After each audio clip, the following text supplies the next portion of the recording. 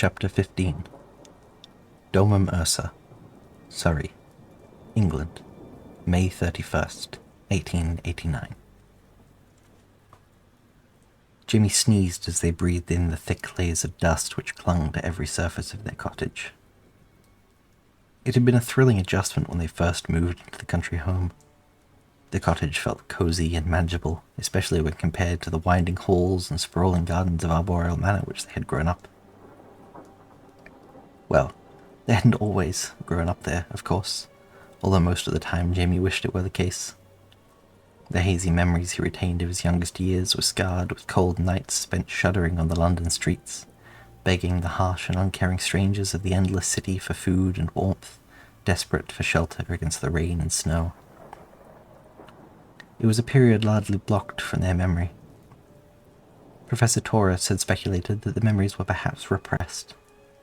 It was a common trauma response, he said, to simply seal off memories such as those, especially when one was so young. That had never sat well with Jamie, however. Not because it was wrong, but because they simply didn't like it. They didn't want to think of themselves as traumatized. It was merely that as they had grown older, as happens with memories, those experiences had slipped into the river of time and were washed away, leaving room for more. Besides, the idea of calling it trauma seemed to place such an importance on a period of time which, as far as Jamie allowed themselves to believe, seemed so insignificant. Jamie had grown up with the privilege of being adopted by Mumbu alongside Easton. They had grown up in a home of love and luxury. To acknowledge the time before that at all, acknowledge anything other than the life they had been gifted, carried with it a sense of disrespect towards their mother, as if they were disgracing the opportunities they had been given. No, it was not trauma. It was simply a period in their life they had adjusted from, just as they were adjusting to the small home in the English countryside now.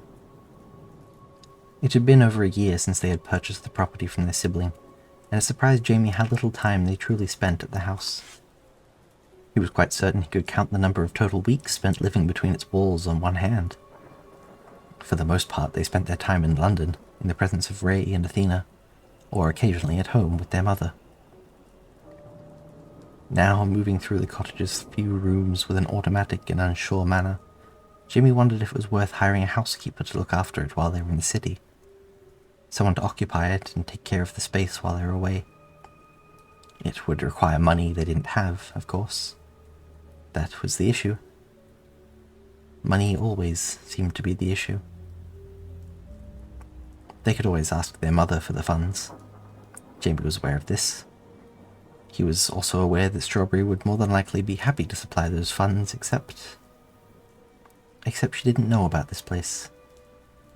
Not yet. It wasn't that Jamie wished to keep secrets from their mother, especially not secrets as large as this. It was simply that, well, they enjoyed having somewhere private. Somewhere that was their own. Jamie had gone from a childhood of owning nothing at all to a childhood of owning everything they could ever dream of, and yet nothing of it had truly felt like it was theirs. Not in the way this cottage did. Besides, as much as Jamie loved their mother, Mumbu could at times be overprotective when it came to her children. Having this cottage, Domum Ursa, as Easton had jokingly christened it, was a place away from that protection. A place where Jamie was independent. Where they were not a child, or a sibling, or an assistant. Where they were simply themselves. They were just Jamie B. Pine. In any case, it had been a secret for far too long now. That was the difficult thing about unintentional secrets. When someone holds on to a small piece of information they intended to share for far too long, the small thing suddenly grows. It was like confessing to someone you knew that you couldn't remember their name. The longer it stayed that way, the worse it became to bring up. The awkwardness of revealing such a thing now seemed like it would be unbearable, and Jamie was, in a way, afraid of how their mother might react to such a secret. Jamie let out a long, slow exhale and pushed the thought out of their mind. They would tell Mumbu when the time was right. Perhaps when the situation with Ray had resolved itself. Maybe then they could raise the subject. It had been surprisingly relaxing for Jamie to clean the house over the few days they had been home, dusting counters and managing the small gardens outside. They even had a vase full of fresh-picked alliums which they intended to take back to London for Athena when they left that afternoon. The chores, while tedious, brought them a sense of maturity and self-reliance that Jamie was beginning to treasure. Their suitcases sat packed in the hall as they did their final sweep, preparing for their departure. Jamie felt guilty for leaving Ray after the visit for Arboreal Manor. They felt it was selfish, leaving Athena alone to care for their mentor now of all times. Athena had denied the notion, of course, as had Ray himself. "You've done so much for weeks now," Athena had said. "Please, rest yourself too, while Ray rests." Jamie couldn't bring themselves to believe that, to believe they truly deserved that rest. Sometimes, when they were left to the silence of the cottage, Jamie wondered if Ray and Athena were pushing them away. If perhaps they simply didn't need him there, that they didn't want him there. He wondered if maybe he had, for so many years now, inserted himself unwanted into a family the two of them had found in each other. Who was Jamie compared to them, really? Perhaps they functioned better without him there. Ray was not Jamie's guardian as he was Athena's. Ray had raised Athena as his own nephew for almost 10 years now, whilst he had only apprenticed Jamie for 2. The idea of where Jamie may stand when their apprenticeship came to an end scared them more than they wished to admit. Jamie was not part of their family. He called Ray his uncle, and Ray called him nephew in return, but titles were not family. And now, alone in the cottage, far from the mold and infections which had occupied so much of their mind these previous weeks, this deeper, more personal fear impressed itself upon their thoughts. Perhaps they were supposed to be like this, isolated and alone. If Jamie failed to return to London, if they stayed here or even stayed with their mother in the manor, would it truly matter? Would they, the people he viewed as his family, even bother to come looking for him? Jamie shook their head, trying to dislodge the thoughts which clung desperately to their mind. They strode across the large, open room which comprised most of the house and threw open the windows, letting in the soft, warm summer breeze as they basked in the light. Of course they would come looking for him, Jamie scolded himself. They cared for him, as he did them. They had to. This was the trouble of living alone, Jamie had found. There was no one else to chase the bad thoughts away. No one to talk to. No one to sit with in silence, absorbing the calmness which radiates from the presence of another living being. Jamie leant on the windowsill, sticking their head out into the open air. Luscious countryside rolled away in every direction, fields of grass and flowers stained golden in the light of the midday sun. In the distance, beyond the hills, Jamie could see the rooftops of the nearest village, and their stomach panged for the presence of someone else. For community. Maybe they should go down to the village on their way back to London and pick up some food for the journey, they thought idly. Lord knew there was not enough food here. What would he even feed Athena and Ray if they came to visit looking for him? The idea of such an awkward interaction amused them and settled their anxieties slightly. They toyed, momentarily at least, with the idea of getting a pet. A cat, maybe, or a dog. Maybe several dogs, even. It brought a smile to their face, although Jamie knew they wouldn't be around enough to properly care for an animal. Athena would argue they barely cared for themselves. Perhaps she was right. The sound of a whistling kettle brought Jamie back to reality, and they sighed, moving away from the window to attend it. The knocking on the door startled Jamie so much they spilled a good deal of their herbal tea onto the floor. They cursed, attempting to quickly mop it up with a dish towel before moving towards the door. Jamie stood for a moment, hand poised over the handle, staring at the front door suspiciously. When they failed to answer, the knock came again. A curtain was drawn over the small window and laid on the front door, and through it Jamie could see the vague outline of a person. The presence baffled them. The only people who even knew he lived here were Easton, Athena, and Ray, and Jamie failed to think of any reason any of them would be here now. Perhaps it was someone from the village coming to say hello. Or more likely coming to sell them something. Cautiously, Jamie opened the door. It creaked softly as it swung on old, rusted hinges. Mabu stood on the doorstep, red hair whipping around her face in the breeze. A series of unreadable emotions flickered across her usually calm and loving face as she stared up at her child. "Mum?" Jamie yelped, stepping back in surprise and paling as the door swung open in front of them. Strawberry smiled softly, the expression failing to reach her eyes. Her brow furrowed as she stepped in the open door. "Jamie, my dear," she said flatly. "It's so nice to see you." Yes, it's nice to see you too, Mother. A great surprise." Jamie forced an uneasy smile. I truly wasn't expecting... You weren't expecting me to find out that you've been living here on your own, behind my back?" Mabu asked bluntly, moving around the room as she inspected it. There was a pained weight to her voice, hidden behind her typical walls of composure. Jamie looked at the floor, unable to make eye contact with their mother. "You know, I wouldn't have cared, Jamie, if you had just told me that you wanted to move out on your own." Mabu took an unsteady breath, trying to hold back the tears as they approached their child. She lifted a hand towards Jamie's face to cradle it as she had done so many times in his childhood. Only this time she hesitated. For a moment she pulled her hand away, as if Jamie might try to bite her, or as if there was something which may have been too hot to the touch. She sniffled, took a breath, and finally placed her hand against his cheek. Jamie instinctually nestled themselves into the palm of their mother's hand, as they had done so many times.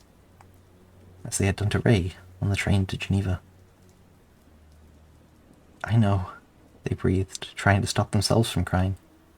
They weren't even in trouble yet, they didn't need to cry. "I'm sorry, Mother, I know. I've been meaning to tell you, it's just... No, I understand." Jamie could see the tears building in the corner of Mumbu's eyes, making them shimmer in the shafts of sunlight which streamed through the window. Had he truly hurt her that much?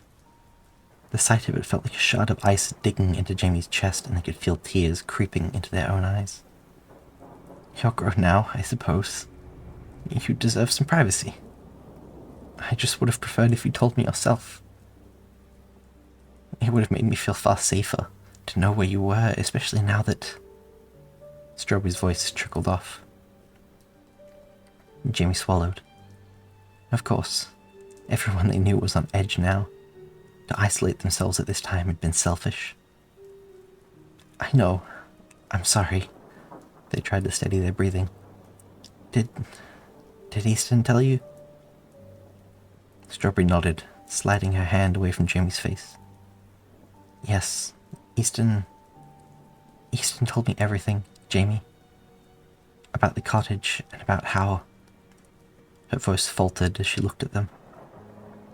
"They're just concerned about you. They want to make sure you're safe, given everything."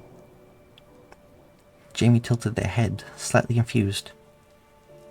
Easton had broken their confidence out of concern. It was not out of character. The siblings loved each other dearly, of course, and yet... Why would they be concerned? Jamie asked. "I'm perfectly capable of living by myself, Mother. I have been for some time." Strawberry nodded. She stepped back a little, with the same hesitance she had shown before, reaching for Jamie's face. "I know, sweetie. I want you to be safe." "I am safe, Mum," Jamie said, stepping closer and taking their mother's hands in their own. He felt her flinch away at his touch, and the anxiety he had felt at her arrival curled itself into a sense of foreboding fear, lingering in his stomach.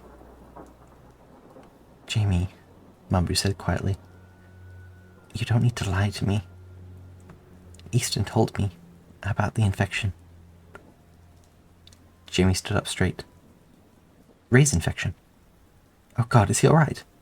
If he's gotten worse while I was away, I was leaving this afternoon, but if I need to leave now, I can. He's not... Oh God, he hasn't passed, has he? They pulled away from their mother, scrambling towards their suitcases. Jamie, please, I know this is hard. Strawberry's voice shook as she spoke. I know that you're hurting. I know it's affecting you. You can't return to London yet, not until Sherbet has perfected this cure. Mumbu, that's ridiculous, Jamie laughed, running a hand through their thick brown hair. Let me get my bags. Did you come in a carriage? Jamie turned back to the bedroom. Jamie, Mumbu said flatly, come back to Arboreal Manor with me. Please. Jamie paused in the doorway of the bedroom, turning around. What? No, Mum, I'm sorry, but I have to go to... You need to wait, Jamie. Strawberry's voice cracked, the pain and emotion held behind her words spilling out. I can't let you spread this infection any further. Jamie blinked, unsure of what to say. Mumbu, I'm not spreading any... Jamie, please don't make this harder than it needs to be. Just come home. Jamie shook their head, stepping further into the cottage. Alongside their fear, Jamie could feel the flickering of something else flaring up within their chest. Not anger, perhaps, but indignation. I can't come home, Mum. I have to be with my friends. Please, sweetie, listen to me. I know this is confusing. It's confusing because you're springing this on me. Jamie threw their arms in the air to emphasize the point, and Mumbu flinched away. Strawberry wiped away a tear. You're right. Of course, yes. I'm sorry. I didn't want to leave you here alone. I'm worried about you, Jamie. Jamie struggled to find the right words. They struggled to grasp what was really happening. Their mother's stance and withholding of information confusing them. In general, they were just simply struggling. I know, Mum, but I can take care of myself. Mumbu took a long, shaky breath. Of course you can. I raised you well enough. You're an upstanding person, Jamie. They looked around the cottage. I'm sorry for intruding on you like this. Perhaps, since I'm here, you could give me a tour. Her voice wavered on these last few words and only added to Jamie's confusion.